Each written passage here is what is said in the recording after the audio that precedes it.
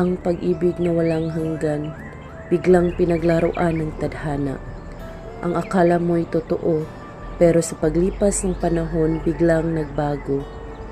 Ano ang iyong mararamdaman kung ang babaeng minahal mo ng sobra ay nabalitaan mong ikinasala pala sa iba? Ote, ibig mo bang puntahan natin si Soledad? Sa pag-aakala ko'y sobrang namimiss mo na siya. Oo kapatid, kaya't samahan mo ako sa kanyang tinutuluyan. At pinuntahan ni na Jose at Pasiano si Soledad. Magandang umaga, mga tao. Sino po ang sadya nila? Magandang umaga rin, Binibini.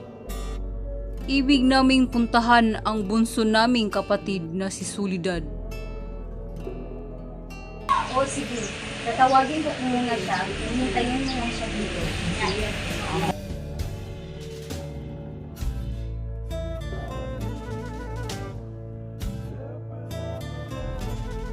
Mga kapatid! Butit na pa rito kayo sa akin. Ako, bunso. Dahil nais kang puntahan ni Pepe dahil ang miss na siya at ang mulila na sa iyo. Ayos na naman ako kapatid. Pero bago tayo magpatuloy sa ating pagkukwentuhan, ipakilala ko muna sa inyo ang aking kaibigan na si Leonor. Anak siya ni Tio Antonio at Tia Silvestra. Leonor, ang aking mga nakakatandang kapatid si Pasiano at Jose.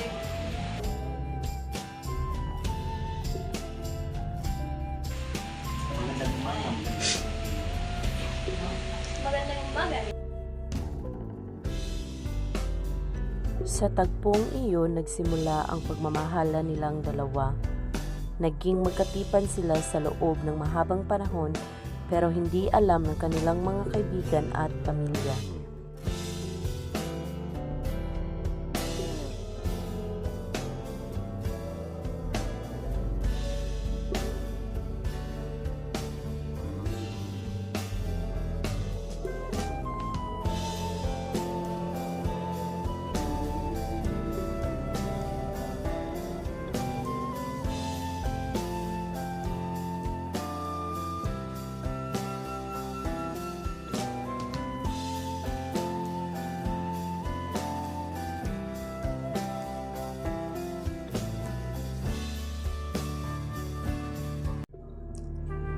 Ote, ito na lahat ng mga padokumento na para sa iyong pag-alis papuntang Europa.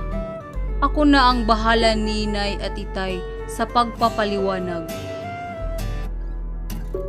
Maraming salamat kapatid. Pakibigay mo lang itong mga liham kay Inay at Leonor. Oo, Jose, makakaasa ka na makakarating ito kay Leonor. Sige na, alis na ako. Sige, mag-iingat ka sa iyong paglalayag.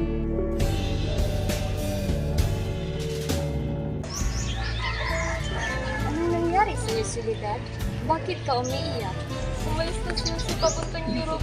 Ito ang sulat para sa iyo.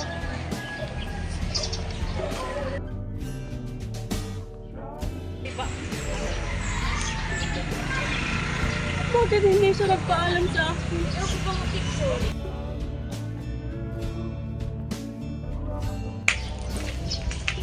Ikaw po ba si Leonor Rivera? Ako nga po. Bakit po? May sulat po kayo galing sa Europa. Salamat po.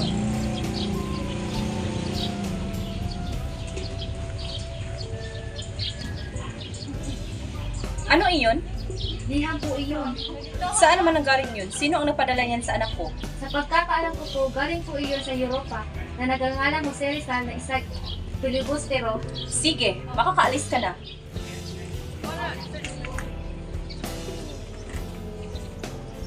Magandang umaga po, senyora. Ano po ang sadya ninyo dito? Huwag mong ibigay lahat ng sulat ng kapangalan sa anak ko. Maliwanag.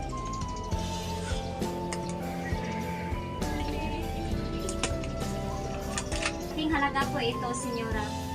Sabihan mo lang ako kung kulang pa iyan. Basta gawin mo lang ang trabaho mo. Wala Wala po bang sulat para sa akin? Wala pa po, baka sa susunod pa na. Ganun po ba? Salamat po. Labis ang kalungkutang nararamdaman ni Leonor sa pag-aakalang kinalimutan na siya ni Jose dahil wala ni isang liham pa ang kanyang natanggap galing Europa.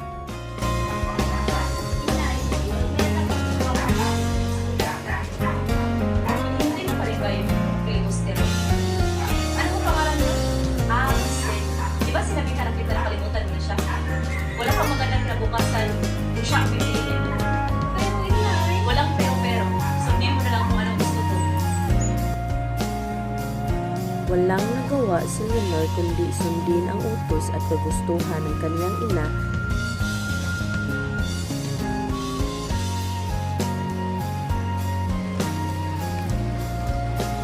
Leonor, anak, may ipakilala ako sa iyo. Isang inhinyero ng Iglesia si Charles E.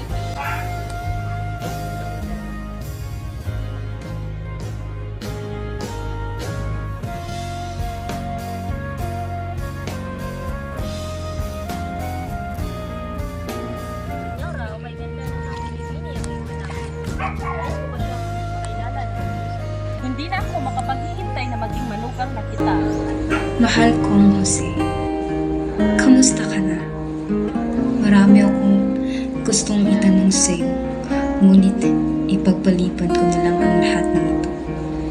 Kapag nabasa mo na ang liham na ito, nais kong ipabatid sa'yo na ako ay kinasal na sa iba. Alalahanin mo sanang hindi ko gustuhan ang lahat ng ito.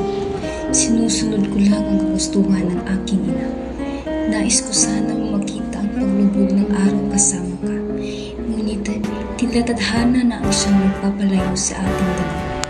Ikinalulungkot ko ang ipabatid sa iyo na ito na ang huling tiham ko. Palagi ka sanang mag-iingat.